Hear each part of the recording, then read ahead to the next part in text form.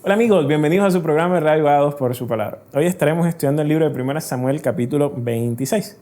Como siempre vamos a orar antes de iniciar nuestro estudio.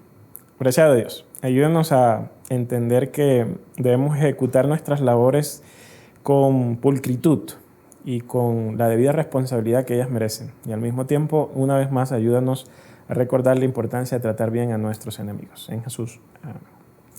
Capítulo 26 de Samuel nos trae una historia muy similar a la del capítulo 24, que es cuando Dios le entrega a David a Saúl en la cueva, pero David decide no atentar contra la vida del ungido.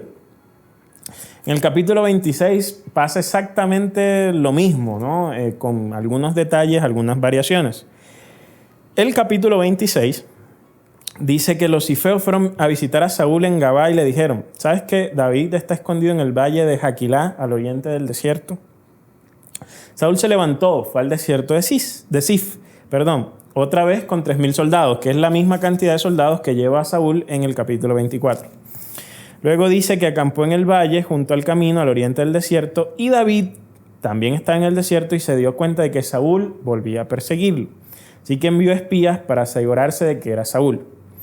Entonces dice el texto que se dispuso a ir donde Saúl estaba acampando, vio el sitio donde dormían Saúl y Abner, hijo de Ner, que recuerden era el general del ejército.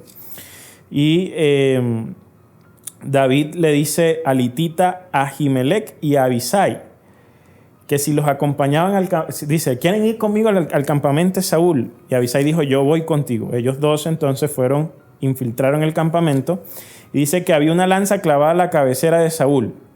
Y otra vez Abisai le dice a David: mira, el Señor te ha entregado otra vez al enemigo en tus manos. Con la lanza, de un solo golpe, clávalo en la tierra. David le dice: no lo mates. ¿Quién puede atentar contra el ungido del Señor? Y dice: a él le llegará el momento, a él le llegará su suerte. Nosotros no vamos a hacer nada, vamos a dejar que Dios se encargue del asunto.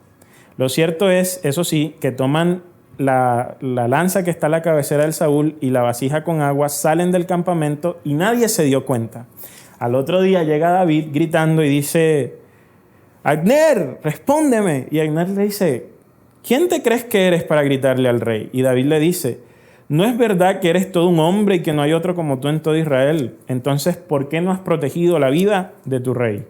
Y David le cuenta cómo él entró al campamento, quitó la lanza que estaba a la cabecera y la vasija de agua.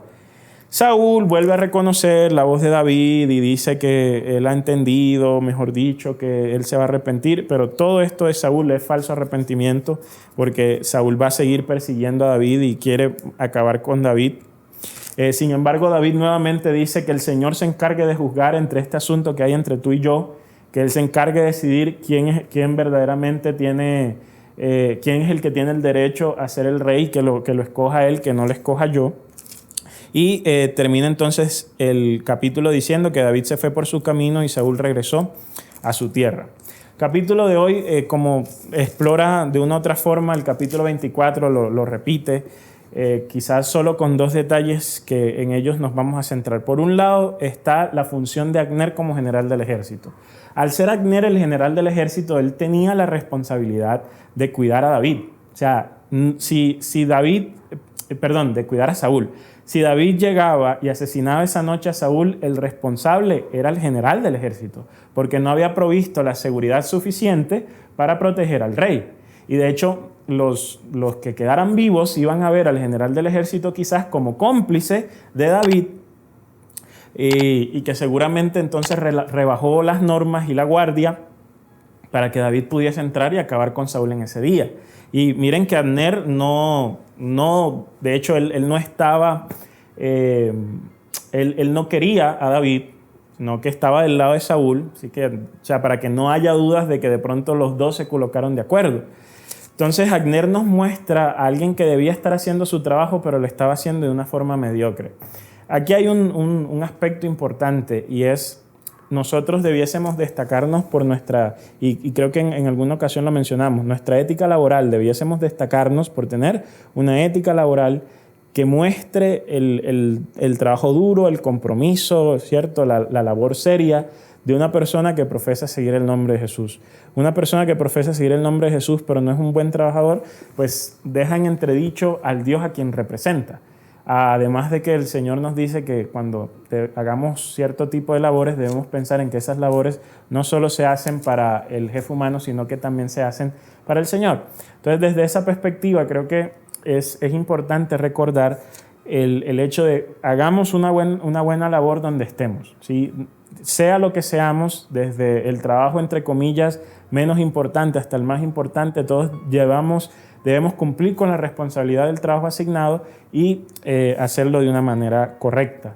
Por otro lado, dice el texto que David nuevamente perdona a Saúl y nuevamente lo tiene en las manos, pero decide dejar en Dios la solución de este conflicto.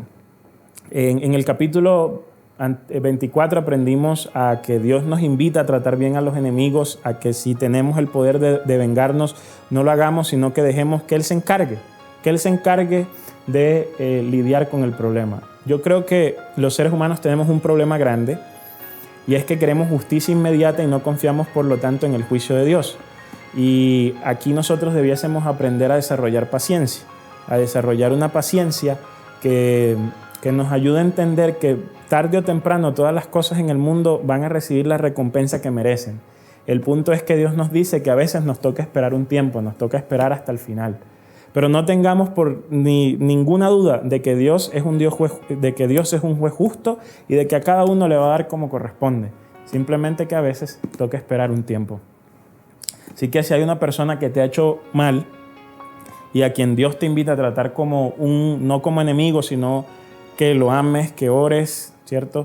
Que lo bendigas. Además de eso, recuerda que puedes dejar el asunto en las manos de Dios y que Él se encargará de resolverlo.